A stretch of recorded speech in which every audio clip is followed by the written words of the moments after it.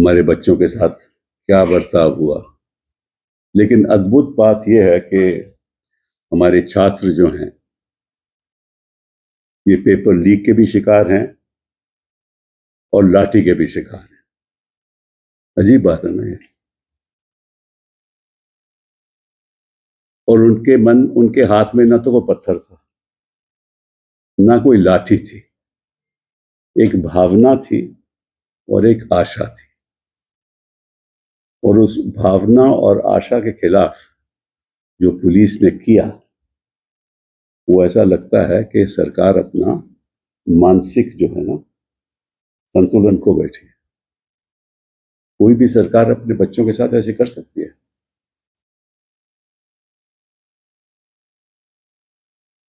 कि वो पीसफुली प्रदर्शन करें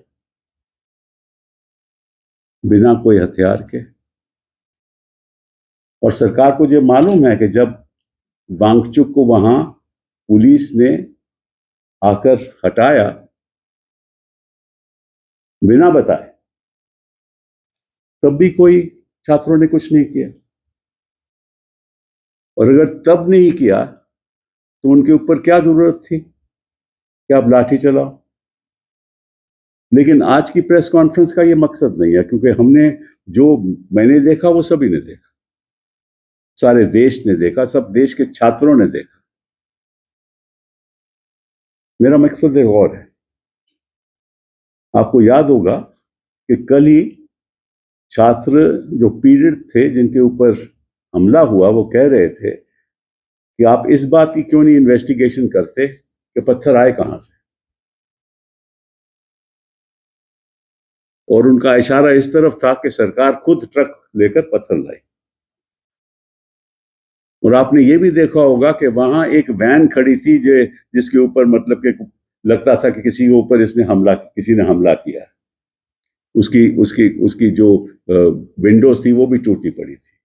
वो वैन कौन लाया? फिर वो वैन हटाई गई। और फिर पुलिस कर्मियों ने यह भी बयान दिया कि इन बच्चों ने हमारे ऊपर भी हमला किया और कई पुलिसकर्मी इंजर्ड हैं, उनको चोटें लगी हैं। तो मेरा पहला सवाल, सरकार को ये तो पता है ना, और पुलिस कर्मियों ने खुद पता है कि इनको चोट लगी है। जरा जनता के सामने बता दीजिए कि इनको चोट लगी है, उनके नाम दे दीजिए। क्या चोट लगी है वो बता दीजिए। किसने पथराव किया वो बता दीजिए। किसने कुछ किया वो बता दीजिए। ये जरूरी है, मैं अभी बताऊंगा क्यों जरूरी है। तो पहले तो इन्वेस्टिगेशन होनी चाहिए कि वहां पत्थर पहुंचे कैसे, जब ये तो बिना हथियार के थे। और वो वैन कैसे पहुंची। मुझे डर इस बात का है कि आपको याद होगा कि दिल्ली राइट में क्या हुआ। दिल्ली राइट्स में जितनी संख्या में कुछ लोग मारे गए तो आपको मालूम है, लेकिन जिन्होंने हमला किया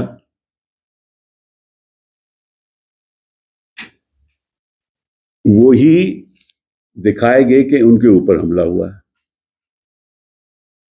और हमारे बच्चे हैं वहां दिल्ली राइट्स में, उनको यूएपीए के अंदर उनके खिलाफ केस दर्ज हो गए, और कुछ लोग तो 5-5 साल अंदर हैं। और ये करते क्या हैं कि बाद में एफआईआर फाइल करेंगे, उसमें कहेंगे कि ये लोग थे, हालांकि वो तो बात इन्वेस्टिगेशन की होगी। एफआईआर में कुछ लोगों का नाम ले लेंगे जो यहाँ इस जंतर मंतर में सबसे आगे थे। फिर उस पर 120B लगा देंगे, फिर उन पे यूएपीए लगा देंगे, फिर उनको अंदर कर देंगे, और फिर 3-3, 4-4, 5-5 साल तक उनको बेल नहीं मिलेगी। ये होने वाला है। इसलिए मेरी मांग है कि जो भी पुलिस कर्मियों को चोटें आई हैं, नाम बताया जाए, कितनी चोट आई है वो बताई जाए, मेडिकल रिपोर्ट बताई जाए, स्टेटमेंट क्या ये दिया है उन्होंने डॉक्टर के सामने, वो बताया जाए, और जो बच्चों को चोटें लगी हैं उनका भी खुलासा देश के सामने हो, ताकि बाद में गलत तरीके से गलत केस करके बच्चों को शिकार न बनाया जाए। शिकार तो अब बना चुके हैं, उन्होंने कुछ भी नहीं किया था, और बेरहमी के साथ महिलाओं के, बच्चियों के साथ किसी के कपड़े भी फाड़ दिया आपने।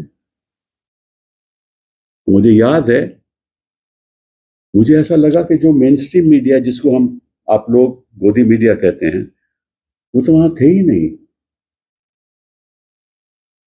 उसकी दो वजह हो सकती है, एक तो डर रहे थे कि जाएंगे तो गाली पड़ेगी, विरोध होगा, कहेंगे वापस जाओ वापस जाओ, और जाएंगे तो दिखाना भी पड़ेगा, दिखाएंगे तो सरकार उनसे पूछेगी तुमने दिखाया क्यों। तो इसलिए यही गोदी मीडिया कह रहा है कि आप नेपाल की स्थिति यहां चाहते हो, यही कह रहा है ना, ये डिबेट हो रही है ना। कौन नेपाल की स्थिति चाहता है? कोई नहीं चाहता, छात्र तो नहीं चाहते। अगर ऐसी बात होती तो हिंसा का इस्तेमाल होता, ये तो साफ जाहिर है। वो तो बेचारे लाचार थे, वो टारगेटेड थे। और यही गोदी मीडिया, जब अन्ना हजारे की मूवमेंट चल रही थी, तब उसको ये अरब स्प्रिंग कहते थे, याद है आपको? तब ये अरब स्प्रिंग कहते थे, अब ये तुलना कर रहे हैं नेपाल से, और जो हो रहा है वो दिखा नहीं रहे। उस समय तो कैमरा भागता था अन्ना हजारे के पीछे, जहां जहां अन्ना हजारे जा रहे थे वहां कैमरा भागता था इनका, गोदी मीडिया का। जहां जहां रामदेव जा रहा था वहां इनका कैमरा भागता। और हमारी सरकार ने क्या किया? हमारी सरकार ने मंत्री भेजे। रामदेव के आने से पहले हम रामदेव को मिले, और रामदेव ने हमें विश्वास दिया कि मैं वहां जाकर कुछ नहीं करूंगा, केवल यही बातें रखूंगा। उस समय यही गोदी मीडिया ने हमें कहा कि आप रामदेव से क्यों मिले?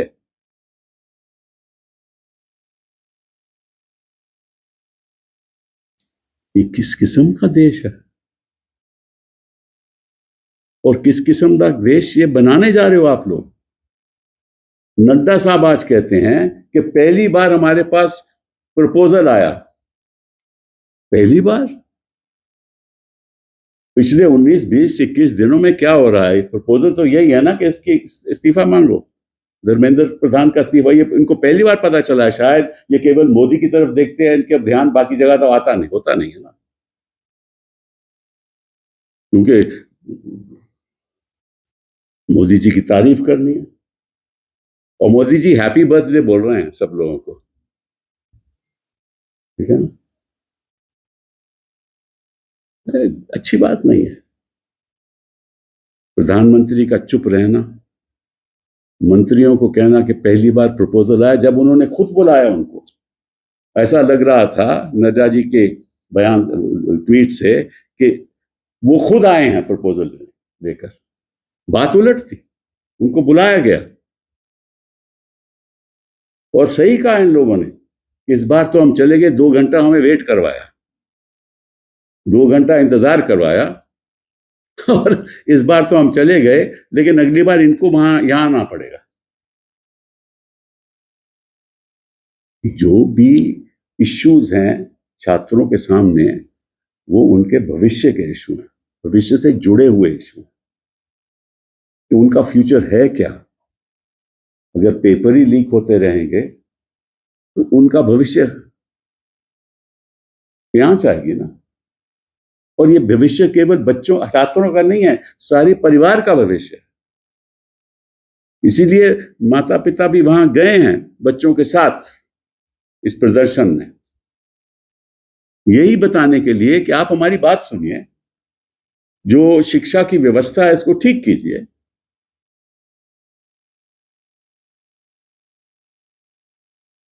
और सारा ढांचा बदलिए, लेकिन कोई सुनवाई नहीं। अब ये कहते हैं कि OMR भी फेक है। अरे फेक कैसे हैं? सो ये बातें मैं केवल आपके सामने आज रखना चाहता कि मुझे ये फिक्र है कि ये लोग उल्टा इन्हीं लोगों के खिलाफ, जिन्होंने कोई हिंसा की बात ही नहीं की, जिनके पास कुछ था ही नहीं, उन्हीं के खिलाफ केस होंगे और उन्हीं को ये जेल में भेजेंगे। ये आज चेतावनी मैं दे रहा हूं, इसीलिए मैं आगे प्रेस कॉन्फ्रेंस की। I wanted to say to you through this press conference, to the people of this country, that the victims of the paper leaks are also the victims of the Lathi charge. Isn't that ironic? That they are victims at both ends. They went to have a conversation with the government, that the government should have a conversation with them, listen to their demands. That's all that they wanted. And what did they get in return? A lathi charge, injuries that they received at the hands of the police. That's what they got in return for their pure emotions and hope that the government would listen to them. And a government that does not listen should not be listened to.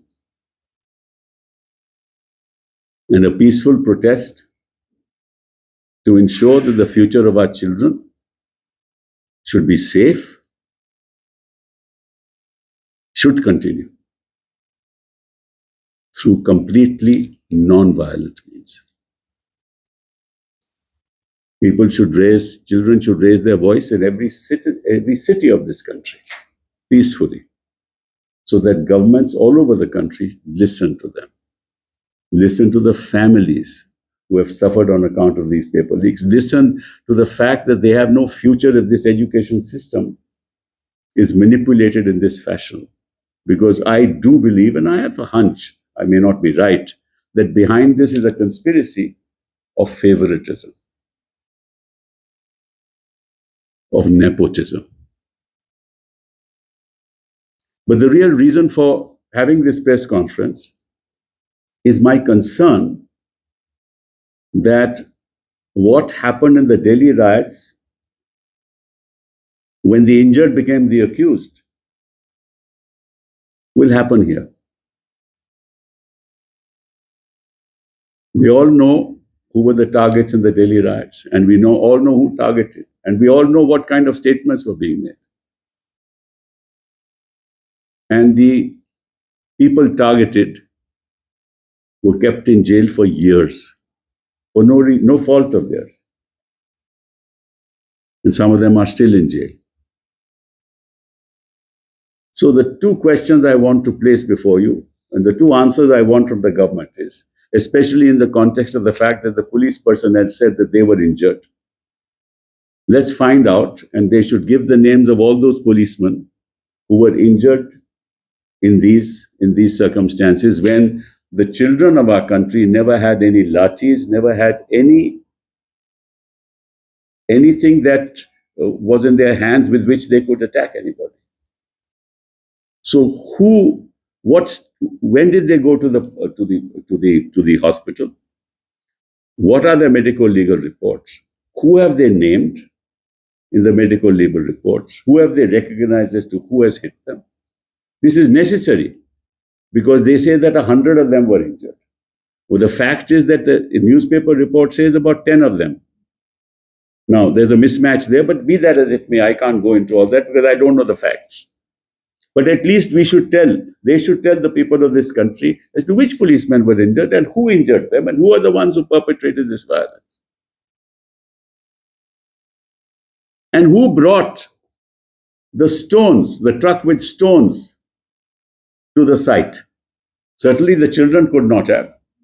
If the children wanted to be violent, they would have been violent when Sonam Wangchu was taken away by the police in the fashion that he was taken away. They were not violent. So then why was stones brought there? Who brought them there? Who brought that truck? And who brought that van, which was dented, which the panes of which were broken? Who brought that van? First, an investigation should be done there. And why did the police behave like this? In our time, this never happened. My worry is that slowly, by and by, in a few days' time, FIRs will be lodged by the police personnel themselves. They will name those they want to target, as they did in the Delhi riots. Then they will impose UAPA or other provisions against them under the laws and keep them in jail for 3, 4, 5 years to teach a lesson, not just to the children, but also to the parents and the family. So that this doesn't happen again. They did the Delhi riots, they will repeat this, which is why I want this information to be in the public domain. And we also want to know who are the children who were injured and what kind of injuries they sustained. They should also come in the public domain to demonstrate as to how, in what inhuman manner, the police were treating our children. So that the truth emerges as soon as possible. I remember at our time when all this happened, at that time, what was the Godi media doing? They were calling that Anna Hazare movement Arab Spring. And today, where is their voice? There is no spring in their voice. Their alignment with the government is so shameful that I shudder to think and wonder whether these people at all follow the dictums that are necessary to be a true journalist. Fake news and fake journalists are the same. It's a very sad story in our country. When Ramdev came, we went ministers to meet him. He gave us assurances. And then he broke those assurances. And when Anna Hazare was on fast, our ministers went to talk to him. And here Mr. Nadda says, for the first time a proposal has come. And it's ironic, isn't it? That for the last 21 days, Mr. Nadda knows what the proposal is. Namely, the first thing to do is to remove Dharmendra Pradhan as education minister. They know the proposal. And as if it's the children who went begging to the government that they came for the first time with the proposal. They called the children and said, we want to have a talk with you, and made them wait for 2 hours. And the leaders said of this movement that, look, next time, we're not going to, they'll have to come to us. So this is very serious. And I hope and pray that peacefully the protest will continue till the objectives are achieved. I hope and pray that in other cities, students will also raise their voice peacefully to make their demands, because in the absence of a fair, just education system, there is no hope for the millions of children, the lakhs and lakhs of families in this country. Thank you very much. So, if you can take one question, as the parliament is also going on right now, do you expect a statement from the government on yesterday's incident? Well, I don't know. That's for the government to decide. I mean, I don't expect anything from this government. I mean, I lost that expectation long ago. PM Modi ने इस पे अपना रुख अपनाया है, कहा है कि जो भी लोग दोषी हैं उनके ऊपर कार्रवाई होगी। कौन दोषी है? ये तो मैंने आज बात की है। वही तो हम चाहते हैं। हमें मालूम है कि दोषी कौन है इनके नजरिए में। बहुत बहुत धन्यवाद।